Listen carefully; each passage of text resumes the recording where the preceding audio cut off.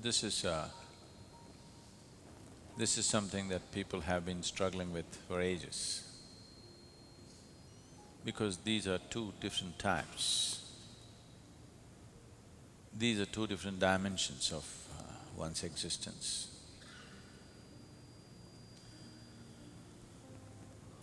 About… these two dimensions are about doing something, making something happen, and allowing something to happen to you. These are two different aspects. So now the question is, which is more, which is less? Can I do it all? Or there's nothing I can do, I have to just allow it? If you are capable of just allowing it, that would be very good for you.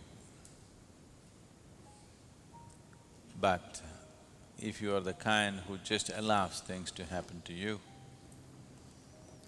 do not expect people around you to understand anything about you, because they will not understand.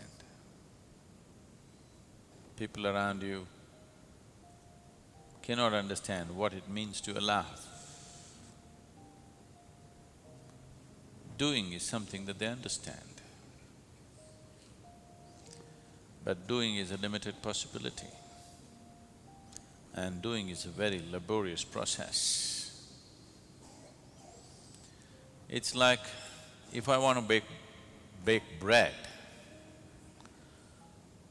how much of it do you do? How much of it do you allow? There is an equal proportion of both. If you do not knead it hard enough,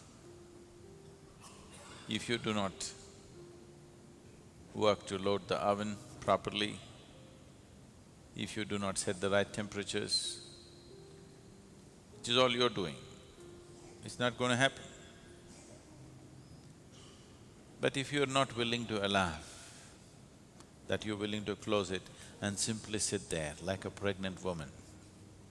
Yes, baking… if you do not know how to bake bread, it is all as complicated as bearing a child. Yes. You have to sit there and wait. If you are too much of a doer, you want to open every few moments and look at it, you will not have bread, you will have something else.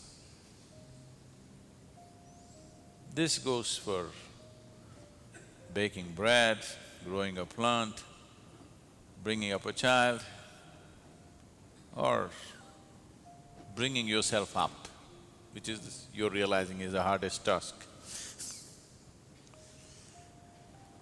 That if you want to bring yourself up, there's a certain amount of striving and doing on your part to be done.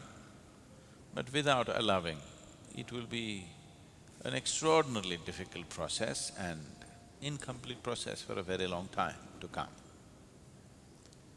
So both are needed. If both have entered your life at the same time, you must consider yourself to be an extremely fortunate human being, whether you understand the fortune or not. Because there are people who for lifetimes are just doing without grace being available to them. There are people who are just waiting for grace to happen, not doing anything because they do not know what to do, doing their own little things without doing the right kind of thing to become open to the process. So these two kind of people exist everywhere in the world. Some are waiting for gods to do things for them. Some are trying to do everything by themselves. You are an extremely fortunate human being if action and receptivity both have come into your life at the same time. That you know how to perform action. Everything that you can do, you will do, but you have the sense and the gracefulness to sit and wait for that which you cannot do. So, it is that dimension, it is this combination of these two that we are effectively delivering through Isha Yoga. That people learn to do something about themselves, at the same time, people learn the humility of waiting. The devotion. Devotion is needed, otherwise one cannot wait. If you do not look up to something, you cannot wait. So to be able to do everything that's needed, having the necessary tools and the empowerment to do things about your life, at the same time having the necessary sense and grace to wait and be able to receive, both these things need to happen. So if the question is pushed a little further, the question could be, can't I do it myself? Or the next question could be, will you write a self-help book, get yourself enlightened?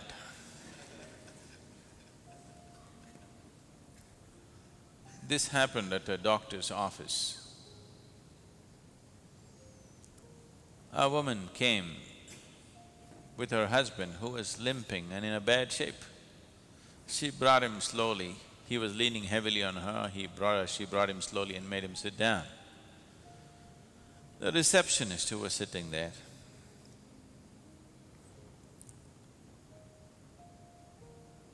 being sympathetic to the situation, said to the woman who brought this man, arthritis with complications? The woman said, no.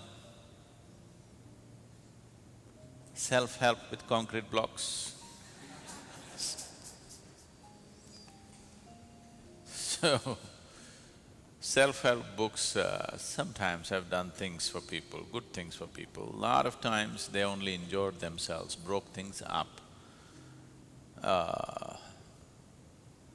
broke situations up in your life, because self-help is not always the right thing.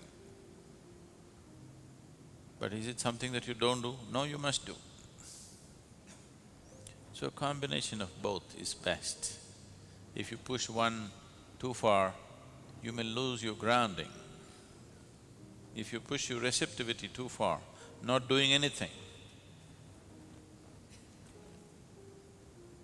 you do not even know whether you're being receptive or just being lazy.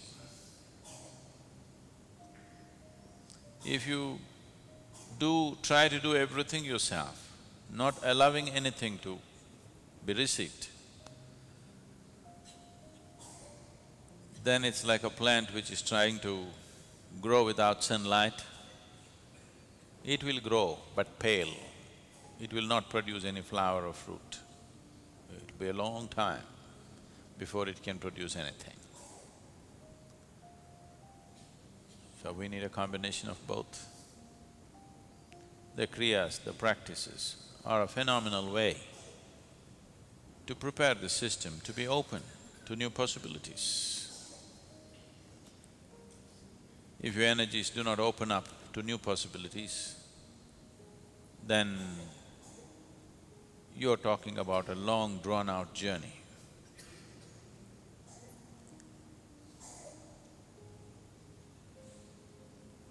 To become open is the most important thing.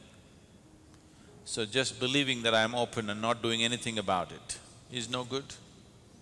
There are lots of very open people, if you say one word, tomorrow they'll be gone. They believe they're very open.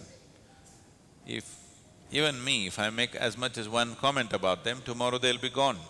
That open they are.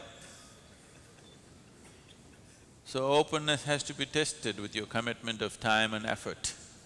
How open you are, you have to prove every day to yourself and to the existence. By every day putting in that much, I'm this open, I'm willing to give my this much of time and commitment, I'm that open.